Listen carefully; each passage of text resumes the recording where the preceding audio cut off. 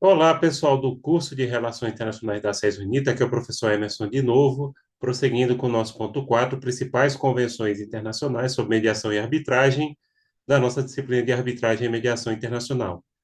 Gente, prosseguindo comentando a Convenção de Nova York, 1958, o artigo 3º da Convenção estabelece que cada Estado signatário reconhecerá as sentenças como obrigatórias e as executará em conformidade com as regras de procedimento do território no qual a sentença é invocada, de acordo com as condições estabelecidas nos artigos que se seguem. Para fim de reconhecimento da execução das sentenças arbitrais às quais a Convenção indicada se aplica, não serão impostas condições substancialmente mais onerosas ou taxas ou cobranças mais altas do que as impostas para o reconhecimento ou execução das sentenças arbitrais domésticas. Aqui, como vocês podem perceber, a Convenção de Nova York, ela estabelece o compromisso dos estados de executar a sentença arbitral e também não sobretaxar as sentenças arbitrais, né? Ou seja, cobrando taxas mais altas, justamente para facilitar o papel da arbitragem. O artigo 4º, parágrafo 1º, determina que, a fim de obter o reconhecimento e a execução mencionados no artigo precedente, a parte que solicitar o reconhecimento e a execução fornecerá, quando a solicitação, a sentença original, sentença arbitral original, devidamente autenticada ou com cópia da mesma devidamente certificada, o acordo original que se refere ao artigo 2º, né, que estabelece a arbitragem, ou mesmo a cópia do mesmo, né, devidamente autenticada. O parágrafo 2º do último dispositivo mencionado explicita, perdão, que caso tal sentença ou tal acordo não foi feito em um idioma oficial do país no qual a sentença é invocada no sentido que a sentença quer ser aplicada. Exemplo, a sentença arbitral foi emitida em Paris, e aí quer se executar ela no Brasil, ou seja, aplicar ela no Brasil. Ela precisaria ser traduzida para o idioma português por tradutor juramentado, que são aquelas pessoas habilitadas junto à junta comercial de cada estado do Brasil. A parte que solicitar o reconhecimento e execução da sentença produzirá uma tradução desses documentos para tal idioma. Aliás, está faltando tradutores juramentados em Pernambuco. A última vez que eu olhei no site da JUSEP, não tinha nenhum tradutor juramentado em Caruaru. E vários vocês, estudantes de RI aqui, inclusive dessa turma específica, são professores de inglês, têm diploma, têm certificado e de fluência, tal, deveria tirar essa autorização para ser tradutor juramentado. A tradução será certificada por um tradutor oficial juramentado ou por um agente diplomático ou consular.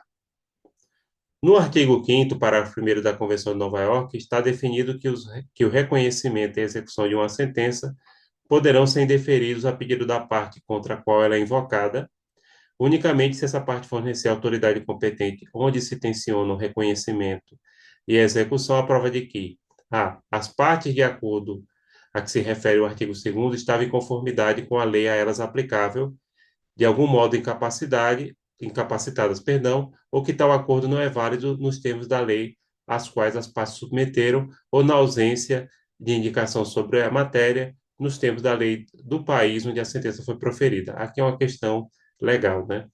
Então, pode-se reconhecer a inaplicabilidade da sentença arbitral nesses casos aqui. Alguma das partes estiver incapaz, o acordo não foi válido de acordo com a lei do país no qual ele foi elaborado, e aí vai, né? São algumas circunstâncias. B. A parte contra a qual a sentença é invocada não recebeu notificação apropriada acerca da designação do árbitro do processo de arbitragem, ou lhe foi impossível, por outras razões, apresentar seus argumentos. Aqui, ferindo o princípio do devido processo legal e do contraditório, né? C. A sentença se refere a uma divergência que não está prevista ou que não se enquadra nos termos da cláusula de submissão à arbitragem ou contém decisões acerca de matérias que transcendem o alcance da cláusula de submissão, contanto que, se as decisões sobre as matérias suscetíveis de arbitragem pudessem ser separadas daquelas não suscetíveis, a parte da sentença que contém decisões sobre matérias suscetíveis de arbitragem possa ser reconhecida e executada. Nessa questão aqui tem a ver com o alcance da cláusula de arbitragem. Então, por exemplo, foi além da cláusula de arbitragem, foi colocado na sentença muito mais coisas ou fora dos limites que a própria cláusula e o contrato de arbitragem previam. D, a composição da autoridade arbitral, procedimento arbitral, não se deu em conformidade com o acordo dado pelas partes, ou na ausência de tal acordo, não se deu em conformidade com a lei do país em que a arbitragem ocorreu. Essa parte aqui está falando da composição dos árbitros ou da comissão de arbitragem, quando é mais de um árbitro, né? Como vocês já viram, sempre a arbitragem ela ocorre em números ímpares. 1, 3, 5, para não dar empate. A sentença ainda não se tornou obrigatória para as partes ou foi anulada ou suspensa por autoridade competente do país em que, ou conforme a lei do qual a sentença tenha sido proferida. Então, se a sentença ainda não está vigente, ela não pode ser reconhecida, a sentença arbitral. Por sua vez, no parágrafo 2º do referido artigo, se rege que o reconhecimento e execução de sentença arbitral também poderão ser recusados caso a autoridade competente do país em que se tenciona o reconhecimento e execução constatar que, segundo a lei daquele país, o objeto da divergência não é passível de solução mediante arbitragem, de acordo com as leis internas do país no qual se quer reconhecer a sentença arbitral. B, o reconhecimento ou execução seria contrário à ordem pública daquele país no qual se quer executá-lo. O artigo 6º da Convenção em Comento regulamenta que, caso a anulação ou a suspensão da sentença arbitral tenha sido solicitada à autoridade competente mencionada no artigo 5º, parágrafo 1º, e a autoridade perante a qual a sentença está sendo invocada poderá, se assim julgar cabível, adiar a decisão quanto à execução da sentença e poderá, igualmente, a pedido da parte que reivindica a execução da sentença, ordenar que a outra parte forneça garantias apropriadas. Aqui é o seguinte: nessas circunstâncias, pode dar andamento ao processo desde que dê garantias. Que tipo de garantias? Inclusive depósito judicial em dinheiro, tá? Ou seja, uma forma de você facilitar o andamento beleza, vamos dar prosseguimento ao seu processo arbitral, desde que você dê alguma garantia em dinheiro para caso essa sentença arbitral seja executada ou anulada definitivamente.